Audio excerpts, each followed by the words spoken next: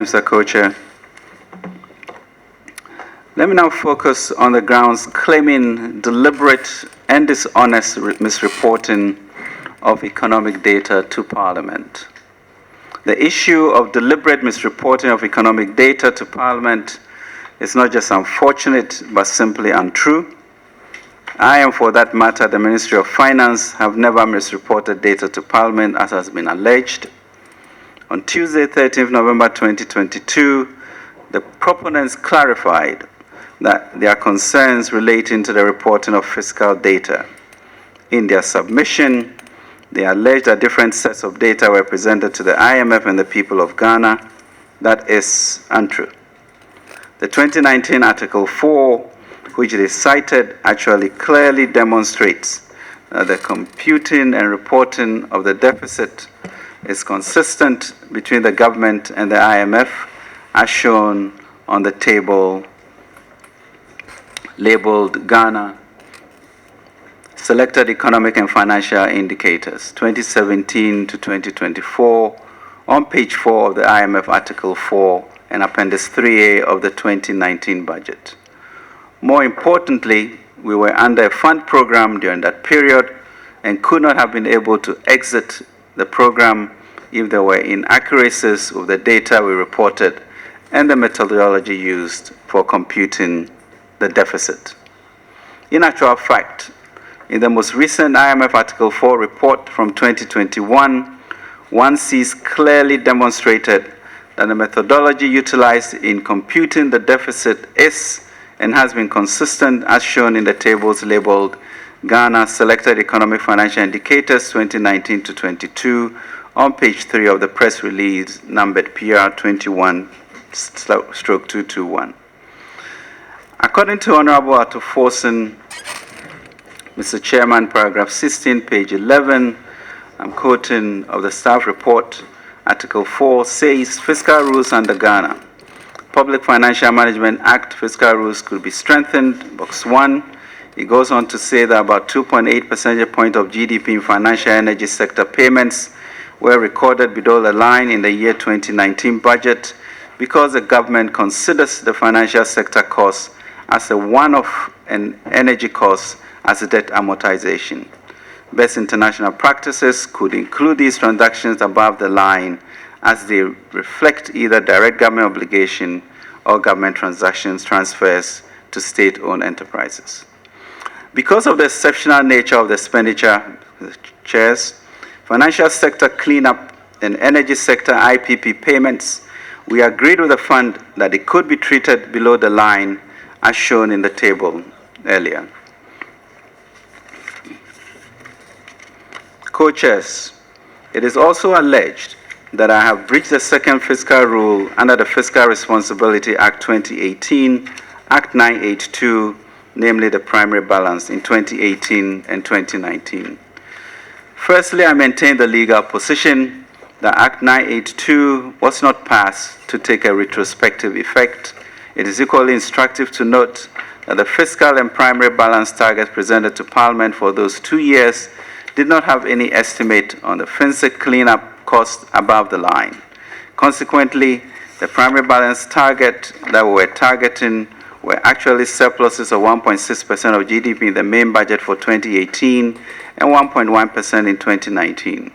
This, per our definition, included the FinCEN cleanup costs that, if applicable, could not be used to have breached the law.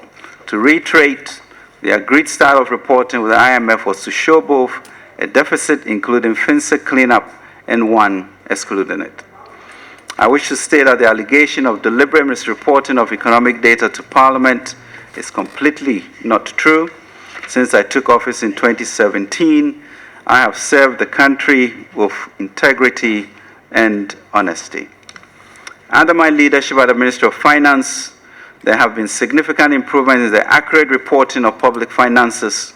Today, under President Nana Akufo-Addo, Ghanaians are enjoying greater accountability and transparency in the management of the public purse than any other period under the Fourth Republic.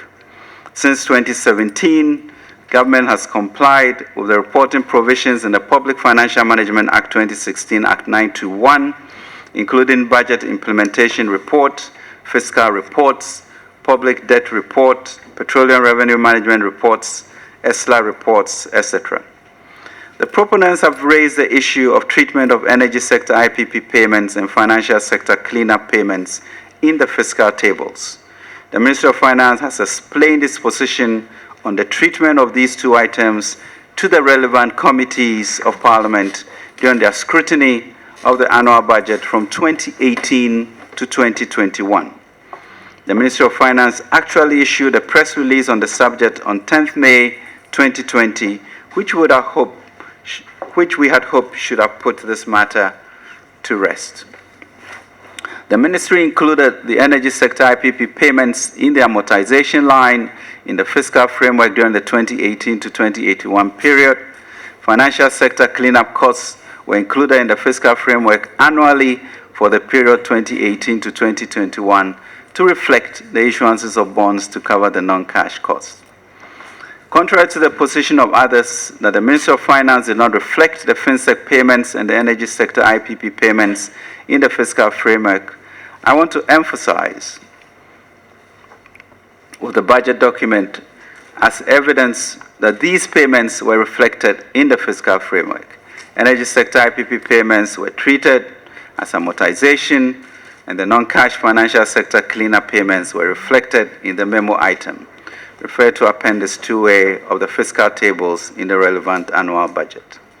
The MOF reflected the FinSec cleanup payments in the memo item called fiscal deficit for the following reasons.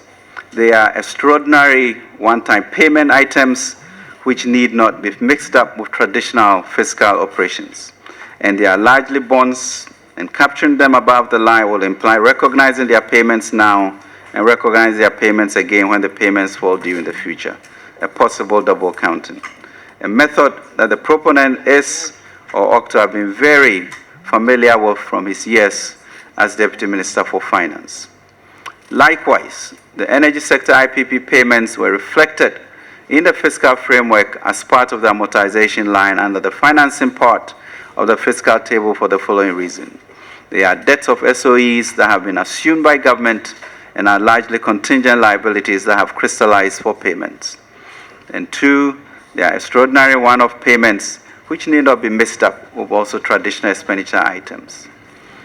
However, the MOF agreed with the Finance Committee of Parliament in 2021 that going forward from 2022 onwards, both the energy IPP payments and the FinSec payments will be treated above the line in the fiscal framework for the following reasons.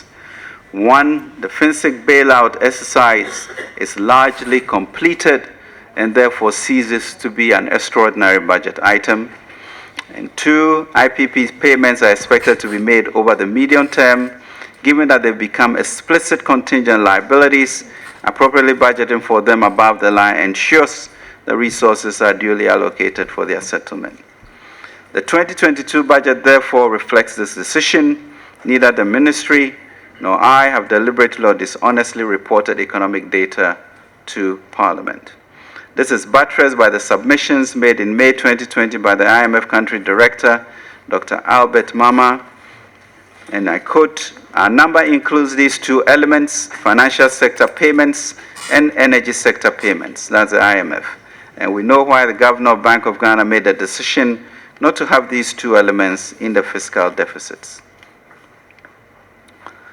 Mr. Chairman, Co-Chairman, there's also a claim, going on to the next question, grounds. It's ground number